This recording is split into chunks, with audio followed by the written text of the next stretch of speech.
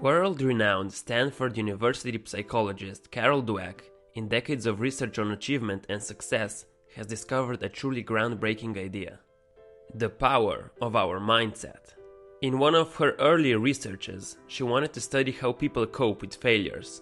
She did it by watching how kids grapple with hard problems, so she gave children in their school a series of puzzles to solve. The first ones were fairly easy, but the next ones were hard. Confronted with the hard puzzles, one 10-year-old boy yelled out, "I love a challenge!" Another, sweating away on those puzzles, looked up with a pleased expression and said, "I was hoping this would be informative." Carol always thought you coped with failure, or you didn't cope with failure. She never thought that anyone loved failure. Not only weren't these kids discouraged by failure, they didn't even think they were failing. They thought they were learning. Carol at the time thought that human qualities were carved in stone. You were smart or you weren't, and failure meant you weren't. If you could arrange successes and avoid failures, you could stay smart. Struggles, mistakes, and perseverance were just not part of the whole being smart picture.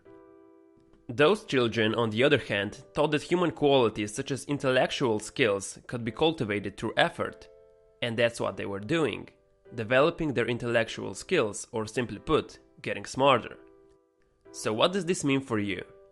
It shows us how a mindset can have a profound effect on your life, and that there are two mindsets: fixed mindset and a growth mindset.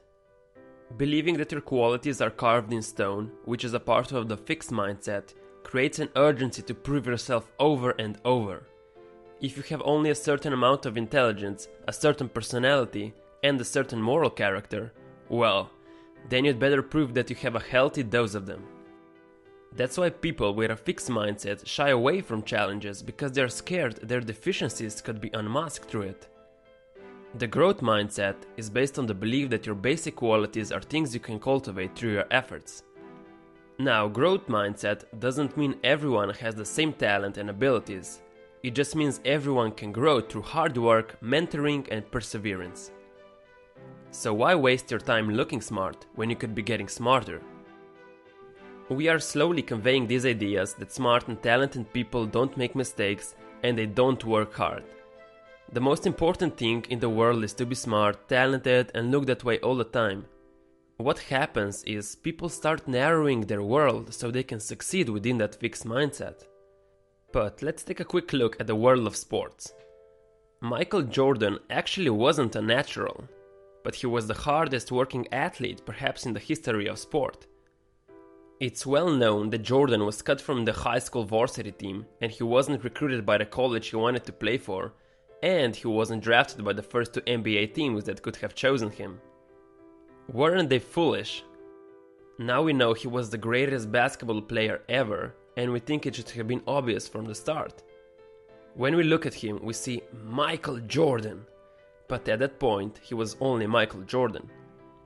So when Jordan was cut from the varsity team, he was devastated, so his mother told him to go discipline himself. Boy, did he listen. After that, he used to leave the house at 6 in the morning to go practice for 3 hours before school. He had the growth mindset. He knew he could develop and improve his skills through hard work, and that's how he became the Jordan we all know today. So what can we do to engrave growth mindset into ourselves and others? Just knowing about the two mindset can produce incredible results. The other thing we can do is praise more wisely. When we praise people for the process they engage in, their hard work, their perseverance, they learn to stick to challenges. Praising talent, on the other hand, makes them vulnerable. When we tell someone, "You did that so quickly, I'm impressed," they hear, "If I didn't do it quickly, you wouldn't be impressed." Or, "You got an A without working, you're so smart."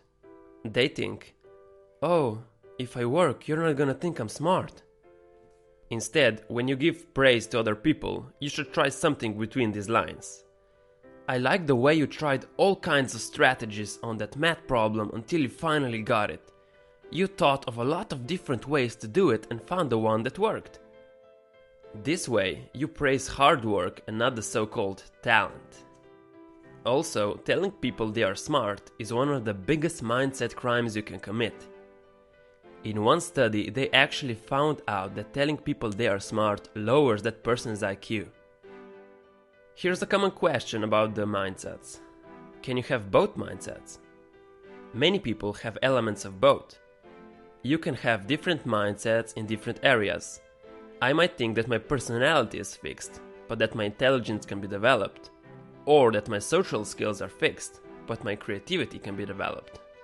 Carol found that whatever mindset people have in a certain area, that mindset will guide them in that region. You have a choice. Mindsets are just beliefs. They're powerful beliefs, but they're just something in your mind, and you can change your mind. So try your best to put yourself in the growth mindset every time you face a challenge. That way, you will be better than yesterday. Thank you for listening. If you enjoyed the video, please hit the like button. And if you want to see more videos like this, make sure to subscribe. Also, leave a comment telling me what you liked or disliked about the video, so I can improve in my future videos. Thanks!